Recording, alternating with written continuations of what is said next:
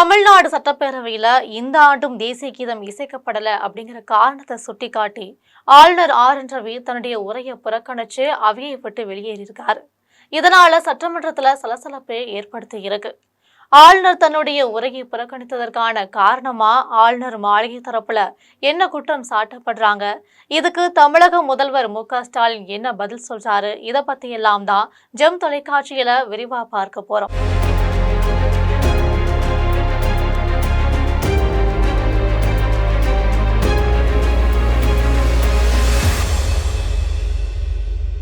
பரபரப்பான அரசியல் சூழ்நிலையில தமிழ்நாடு சட்டசபை கூட்டத்தொடர் இன்னைக்கு கூட இருந்துச்சு. 2026ஆம் ஆண்டின் முதல் கூட்டத்தொடர் இதுனே சொல்லலாம். சரியா இன்னைக்கு காலையில 9:30 மணி அளவுல சென்னை தலைமைச் செயலகத்துல கூட்டத்தொடர் தொடங்க ஆரம்பிச்சிருக்கு. இதற்காக சட்டசபை வரும் ஆளுநர் ரவிக்கு மரபுபடி வரவேற்பு அளிக்கப்பட்டுச்சு. தமிழகத்துல நடைபெறக்கூடிய மாநில அரசு சார்ந்த அனைத்து நிகழ்ச்சியின் போதுமே நிகழ்ச்சியின் தொடக்கத்துல தமிழ்தாய் வாழ்த்து பாடல் பாடப்பட்டு நிகழ்ச்சி நிறைவடையும் போது தேசிய கீதம் இயக்கப்படுவது வழக்கமா இருந்திருக்கு. இதே நடைமுறையை தான் தமிழக சட்டமன்றத்திலுமே பின்பற்றாங்க. ஆனா கடந்த சில ஆண்டுகளாவே இதை எதிர்த்து போர்க்கொடி தூக்கிய ஆளுநர் ரவி தமிழ்தாய் வாழ்த்து பாடப்படணும், உடனேயே தேசிய கீதமும் இசைக்கப்படணும் அப்படின்னு வலியுறுத்தி வந்தாரு. இதற்கு மேலும் இந்த காரணத்தை சுட்டிக்காட்டி சட்டமன்ற கூட்டத்தொடரையும் புறக்கணிச்சு அவர் வெளிநடப்பும் செஞ்சிருக்காரு. பொதுவா சட்டசபை நிகழ்வுகள் ஆளுநர் உரையோட தான் தொடங்கும். அரசின் கொள்கைகள், திட்டங்கள் உள்ளிட்டவற்றை ஆளுநர் குறிப்பிடுவார். ஆனா ஆளுநர் ரவிக்கும் தமிழ்நாடு அரசுக்கும் மோதல் போக்கு நிலவி வருவதால கடந்த 2024, 2025 வருடங்கள்ல ஆளுநர் உரையாற்றல அப்படிங்கிறது குறிப்பிடத்தக்கதா இருக்கு.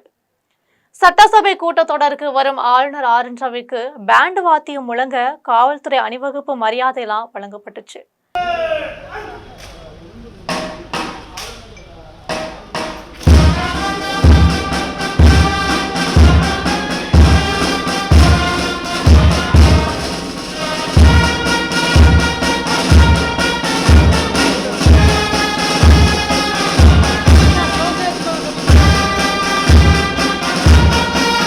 இதற்கப்புறம் அலுவல் ஆய்வுக்குழு கூடி ஆளுநர் உரைக்கு நன்றி தெரிவிக்கும் தீர்மானம் மீதான விவாதத்தை எத்தனை நாட்கள் நடத்த வேண்டும் என்பது குறித்து எல்லாம் ஆலோசனை மேற்கொள்ளப்படுவாங்க.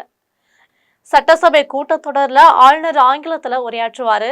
அத பேரவைத் தலைவர் அப்பாவு ஆளுநர் உரைய தமிழ்ல வாசிப்பாரு. 2ஆம் ஆண்டுக்கு பிறகு தமிழக அரசின் உரையை ஆளுநர் ரவி முழுமையா வாசிக்கல. இந்த நிலையில இந்த கூட்டத்தொடர் ஆளுநர் ரவி உரையாற்றுவாரா என்கிற எதிர்பார்ப்பு அதிகமாகவே இருந்துச்சு. 2023ஆம் ஆண்டில் நடைபெற்ற சட்டமன்ற கூட்டத்தொடர்ல ஆளுநர் உரையாற்றுகையில சுயமரியாதை, அம்பேத்கர், பெரியார், கலைஞர் ஆகிய வார்த்தைகளாம் வாசிக்கல. 2024ஆம் ஆண்டுல கூட்டத்தொடரில் தேசிய கீதம் பாடப்படவில்லைன்னு ஆளுநர் உரையை வாசிக்காமையே சென்றிருக்காரு. அதே போல 2025ஆம் ஆண்டிலும் தேசிய கீதம் பாடப்படவில்லைன்னு சொல்லி ஆளுநர் வெளியேறியிருக்காரு. இந்த நிலையில இந்த கூட்டத்தொடர்ல ஆளுநர் உரையாற்றுவாரா என்கிற எதிர்பார்ப்பு அதிகமா இருந்துச்சு. சட்டமன்ற தேர்தல் அறிவிப்பு எப்போது வேண்டுமானாலுமே வெளியாகலாம் என்பதால இந்த கூட்டத்தொடர் முக்கியத்துவம் வாய்ந்ததாக கருதப்படுது. நடப்பு ஆண்டுக்கான முதல் தமிழக சட்டசபை கூட்டத்தொடர் தமிழ்தாய் வாழ்த்தோட தொடங்கியிருக்கு. தமிழக சட்டமன்றத்தின் நடப்பாண்டு முதல் கூட்டம் ஆளுநர் உரையோட தொடங்குச்சு. சட்டமன்ற கூட்டத்தொடர் தொடங்கும் முன் தேசிய கீதம் பாடப்படணும்னு வலியுறுத்தி வெளியேறிட்டாரு. ஆளுநர் ரவி தேசிய கீதம் பாடப்படணும் வலியுறுத்திய நிலையில பேரவை மரபின்படி தமிழ்தாய் வாழ்த்தே தான் பாடப்படும் அப்படின்னு சபாநாயகர் அப்பாவு பதில் அளித்த அடுத்து ஆளுநர் வெளியேறிட்டாரு. ஆளுநர் வெளியேறிய நிலையில ஆளுநர் உரையில் உள்ளது மட்டுமே அவை குறிப்பில் இடம்பெறும் அப்படின்னு முதலமைச்சர் மு.க.ஸ்டாலின் தீர்மானம் கொண்டு வந்துட்டாரு. அதை தொடர்ந்து உறுப்பினர்களின் ஆதரவோட தீர்மானம் நிறைவேற்றப்பட்டதா சபாநாயகர் அப்பாவு அறிவிச்சிருக்காரு. ஆளுநரின் வெளிநடப்பு தொடர்பான கருத்து தெரிவித்த முதல்வர் மு.க.ஸ்டாலின் தமிழக அரசு சார்பில் வழங்கப்படும் உரையை முறையாக வாசிக்காமல் இடையூறு செய்வது ஆளுநரின் பதவிக்கு அழகல்ல. இது இங்கு மட்டும் நடக்கல, இருப்பினும் மரபு காரணமா ஆளுநரின் உரைக்கு ஏற்பாடு செய்யப்பட்டுச்சு. ஆனா அதை கடந்து மீண்டும் ஆளுநர் வெளிநடப்பு செஞ்சிருக்காரு. மாநில நிர்வாகத்தை முடக்கவும் பொது இடங்கள்ல அரசியல் பேச ஆளுநர் முயற்சிக்கிறாரு. அது அவரது தனிப்பட்ட விருப்பம். ஆனா அதை தமிழக சட்டமன்றத்திலும் நடத்த நினைப்பது நல்லது கிடையாது. முன்னாடி ஆளுநரின் ஒப்புதலுக்காக வழங்கப்பட்ட உரையை அவர் ஏற்கனவே அனுமதி அளித்த காரணத்தால் அது இந்த அவையில வாசிக்கப்பட்டதா எடுத்துக்கொள்ளப்படும்னு சொல்லியிருக்காரு. உண்மையை பேசுபவராக இருக்க வேண்டும். மக்களுடைய பேராதரவோடு பெரும்பான்மையோடு வெற்றி பெற்று ஆட்சி அமைந்துள்ள அரசு எடுக்கின்ற முடிவுகளுக்கு ஒத்துழைப்பு கூடியவராக இருக்க வேண்டும்.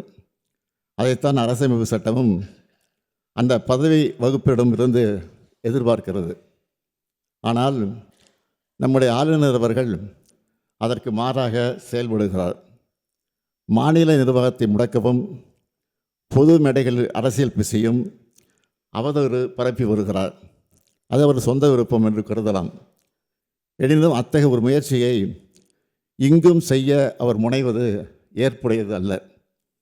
நூற்றாண்டு விழா கொண்டாடி சீரும் சிறப்போடு இயங்குகின்ற பேரவையின் புகழ் மங்கிடாத வகையில் பாதுகாத்து வந்த சான்றோர்களின் வழித்தடத்தினை பின்பற்ற வேண்டிய கடமை நமக்கு உள்ளது. தமிழகத்துல சட்டம் ஒழுங்கு பாதிப்புன்னு சொல்லி சட்டமன்றத்துல அதிமுக எம்எல்ஏக்கள் அமளியில ஈடுபட்டிருக்காங்க. தமிழகத்துல பாதுகாப்பு இல்லைன்னு சொல்லி சட்டமன்றத்துல அதிமுகவினர் முழக்கமிட்டு வெளிநடப்பு செஞ்சிருக்காங்க.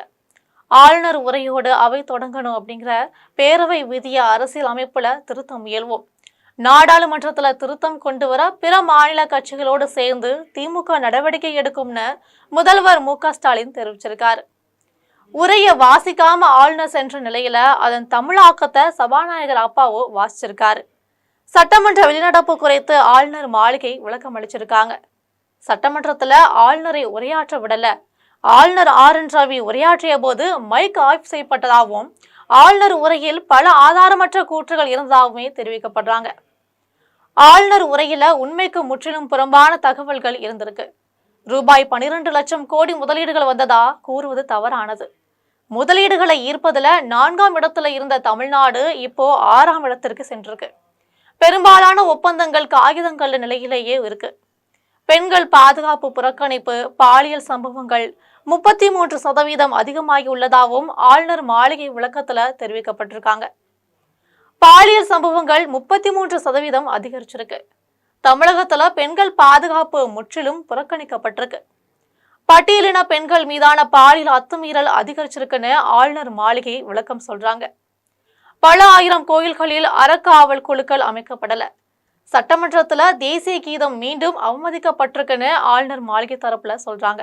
இளைஞர்களின் எதிர்காலத்தை சீரழிக்கும் போதை மருந்து விவகாரம் புறக்கணிக்கப்பட்டிருக்கு. போதை காரணமாக ஓராண்டில் 2000 இளைஞர்கள் தற்கொலை செஞ்சிருக்காங்க. பள்ளி மாணவர்களிடையே போதை பழக்கம் அதிகரிச்சிருக்குன்னு மக்கள் மாளிகை வெளியிட்டுள்ள அறிக்கையில தெரிவிக்கப்பட்டிருக்கு. இந்தியாவின் தற்கொலை தலைநகரமாக தமிழ்நாடு கருதப்படுது. தமிழ்நாட்டில் ஓராண்டில் 20,000 பேர் தற்கொலை செஞ்சிருக்காங்க. தினமும் 65 பேர் தற்கொலை செய்து வராங்கன்னு ஆளுநர் மாளிகை தரப்புல இருந்து பல வகையான குற்றமே சாட்டப்பட்டிருக்கு.